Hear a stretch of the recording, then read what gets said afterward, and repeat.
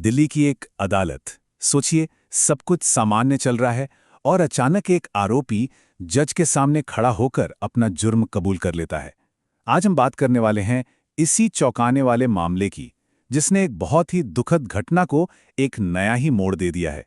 बस यही वो शब्द थे जो उस दिन कोर्ट रूम में गूंजे, और ये सुनते ही जज समेत वहां मौजूद हर कोई सचमुच चौंक गया। ये शब्द उस आदमी के थे जिस पर एक जवान लड़की की बेरहमी से हत्या करने का इल्जाम था। पर इस कबूलामे की असली अहमियत जानने के लिए हमें पहले ये समझना होगा कि आखिर ये अपराध था क्या। तो चलिए सबसे पहले ये समझते हैं कि आखिर हुआ क्या था। वो कौन सी घटना थी जो इस कोर्टरूम ड्रामे की वजह बनी। देखिए, इस केस में जो पीड़िता थीं वो सिर्फ 21 साल की एक लड़की थी, एक आईएएस अफसर की बेटी। उन्हें दिल्ली के रोहिणी में उन्हीं के घर पर मृत पाया गया, और जो मंजर था वो रोंगटे खड़े कर देने वाला था। उनका गला रेता हुआ था, और बाद में पुलिस ने यह भी कंफर्म किया कि हत्या से पहले उनके साथ बलात्कार भी किया गया था। अब अगर हम घटनाओं के क्रम को देखें तो कहानी कुछ ऐसे जुड़ती है।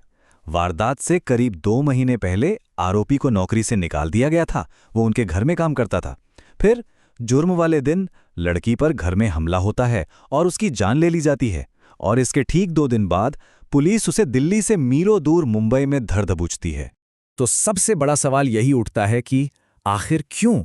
इतनी हैवानियत के पीछे की वजह क्या थी? और इसका जवाब खुद आरोपी ने दिया। उसने कहा कि ये बदला था। तो देखिए, आरोपी का मकसद साफ था, बदला। परिवार ने उस पर चोरी का शक किया था और नौकरी से निकाल दिया था। उसे लगा कि भाई मेरे साथ तो बहुत नाइंसाफी हुई है, और बस इसी बात का बदला लेने के लिए उसने ये खौफनाक कदम उठा लिया। पुलिस की माने तो उसने सिर्फ हत्या ही नहीं की, बल्कि घर में तोड़फोड़ भी की और कैश और गहने भी चुरा लिए। और आप जानते हैं, इस भयानक काम को करने के बाद उसके चेहरे पर कोई शिकन तक नहीं थी। वो सीधा दिल्ली से मुंबई भाग गया। वहां उसने चोरी के पैसों से शॉपिंग की, नए कपड़े खरीदे, और यहां तक कि मुंबई के फेमस जुहू बीच पर घूमने भी गया। लेकिन उसकी आज़ादी ज़्यादा लंबी नहीं चली। हत्या के सिर्फ 2 दिन बाद ही वो पकड़ा गया। तो अब आते हैं सबसे अहम सवाल पर। आरोपी ने कोर्ट में मान तो लिया कि उसने जुर्म किया है, पर कानून की नज़र में इस बात का मतलब क्या है? क्या इससे न्याय का रास्ता आसान हो जाता है? ये सवाल बहुत ज़रूरी है। जब कोई आरोपी सबके सामने, जज के सामने खुद ही अपना गुनाह कबूल कर ले, तो कानून उसे कैसे देखता है? क्या इससे केस फौरन ख़त्म हो जाता है या कुछ और होता है? देखिए, ऐसा नहीं है कि बस कह दिया और हो गया। इसकी एक पूरी कानूनी प्रक्रिया होती है।